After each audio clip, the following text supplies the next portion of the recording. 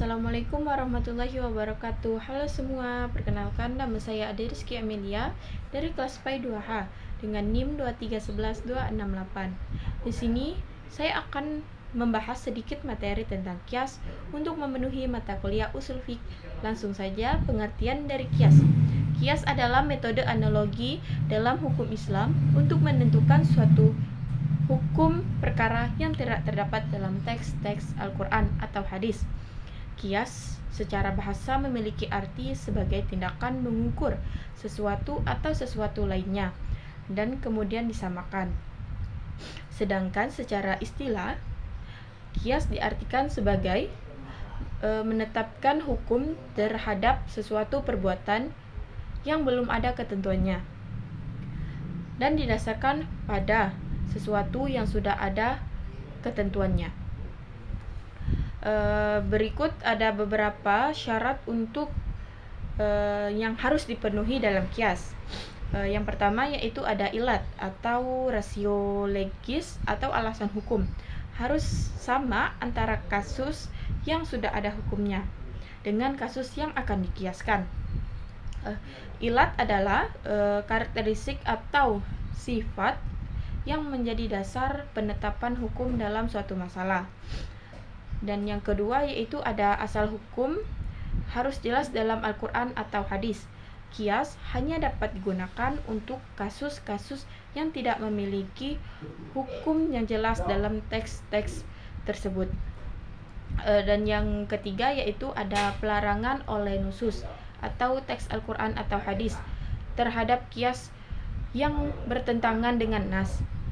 Dan yang keempat yaitu ada kemampuan berpikir rasional dan logis dalam menentukan kesamaan atau perbedaan antara kasus-kasus yang sudah ada hukumnya dengan kasus yang akan dikiaskan.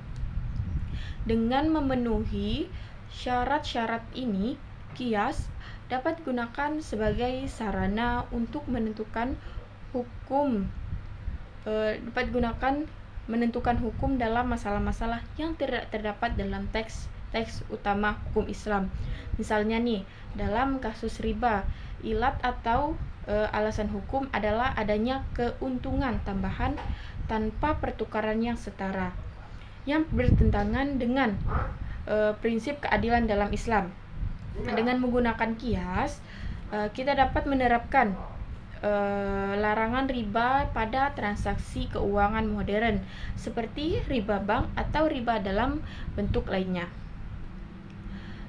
Di sini terdapat pada Quran surah An-Nisa ayat 59 yang dimana berbunyi A'udzubillahi minasyaitonirrajim. Bismillahirrahmanirrahim.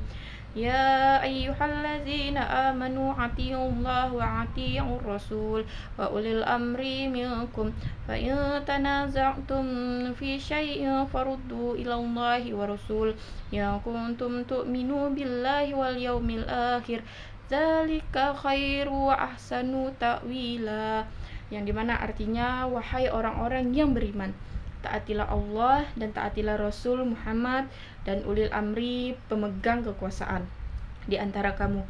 Kemudian jika kamu berbeda pendapat tentang sesuatu, maka kembalilah kepada Allah, Al-Quran dan Rasul sunnahnya. Jika kamu beriman kepada Allah dan hari kemudian, yang demikian itu lebih utama bagimu dan lebih baik akibatnya. Quran surah An-Nisa ayat 59. Ayat ini berisi tentang ketaatan dalam ketetapan hukum yang adil. Artinya ayat ini memerintahkan umat Islam agar menaati putusan hukum secara hierarkis agar tercipta kemaslahatan umum. Dengan demikian, kias memungkinkan pengembangan hukum Islam untuk mengatasi masalah-masalah